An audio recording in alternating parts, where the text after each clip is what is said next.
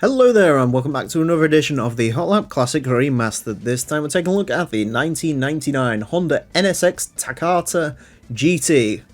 Remember Takata? I remember Takata. I had the recall notice done on my Accord when I had it.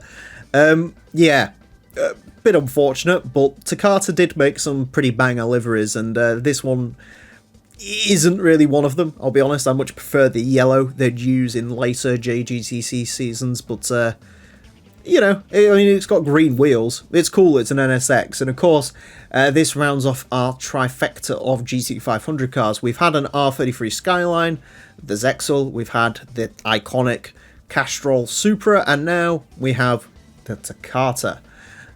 Mid-engine, rear-wheel drive, 617 horsepower, 1,180 kilos. On paper, it's the slowest of all the GT500 cars, but, well, we'll see in actuality.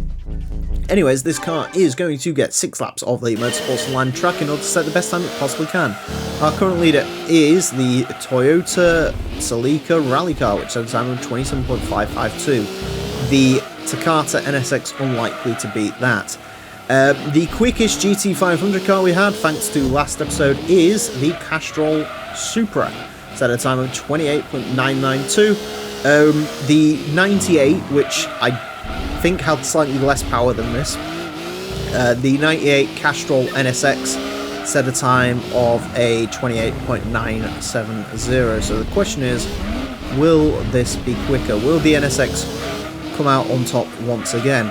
Well, I said it in the Supra and the Skyline, and I'm going to say it again. These cars are actually quite nice to drive around here, if I'm being honest.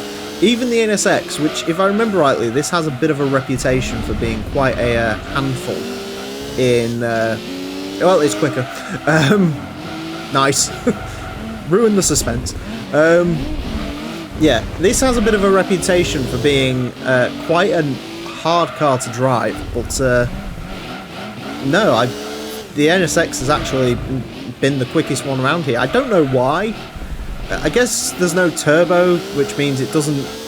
well, actually, no, I would say, you know, because it didn't spin its tyres that much, but it actually does. You know, this doesn't feel... Well, rather, I don't know. It feels a little bit more planted, or rather... I don't even know if planted's the word I'd use. It feels a little bit more responsive than the Supra and the Skyline. It feels lighter. I suppose it is. But, yeah, it feels a little bit more responsive, a little bit more reactive than those cars do. Yeah, I don't know. It's beaten the Supra again, just to clarify, this was not like a one-off. I do think I can go quicker. Do you know what this actually kind of reminds me of with the white, the green, and the blue? And it's... I say reminds me of, it doesn't resemble it in any way. I point that out before someone says something. It does kind of look like the Earth car from Honda's 2008 F1 season. My god, 28.558. This is quick. By the looks of it, it's not going to be quicker on this final lap, but it doesn't really need to be. That is legitimately quick. Legitimately really quick. I think there's also a little bit of time left in there, so yeah, NSX just casually asserting its dominance, as it does. You know, the some of the cars may, you know, be a little bit quicker in their road car form. The NSX's sort of tuned haven't been particularly leaderboard stomping, but in GT500, which, let's be honest, it's the one that counts because it means that they go towards the top of the leaderboard. Yeah, these things are pretty stomping. Pretty darn good. So, like a recall notice, it's pretty quick. Although, actually, I got the recall notice on my car about 10 years after. So, although, to be fair, the previous owner didn't do the recall. Anyways, yeah, 28.558 places this into 13th. It's quicker than the second quickest Impreza we've ever had. It's quicker than the XJR15, quicker than the Cerber LM Edition, quicker than the CLK race car. It is about 4 up on the Castrol GT. It's quicker than the 98 car. Again, how much of that is just general improving around the lap and how much of it is... Although I don't think I did that long ago. So the 99s are probably just quicker.